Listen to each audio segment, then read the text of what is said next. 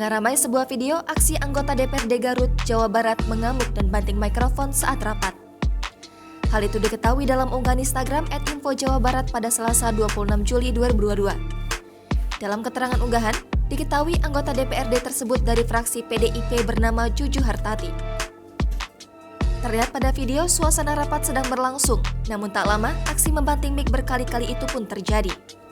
Juju Hartati diduga emosi tak terkendali lantaran Ketua DPRD Garut, Iis Ida Wartiah, dinilai tak aspiratif dan kurang menghargai saat ia sedang berbicara. Ketegangan dalam ruangan tersebut berakhir setelah Juju dibawa keluar oleh sejumlah anggota dewan lainnya. Juju Hartati saat ini menjabat sebagai Ketua Badan Pembentukan Peraturan Daerah. Diketahui unggahan pertama kali dibagikan oleh akun Twitter @slamet_timur pada Senin 25 Juli 2022. Keterangan unggahan menyebutkan kalau anggota yang lain malah cengar-cengir, bahkan ada yang sambil santai minum kopi. Video yang berdurasi 45 menit ini pun viral di media sosial dan ramai ditanggapi oleh warganet.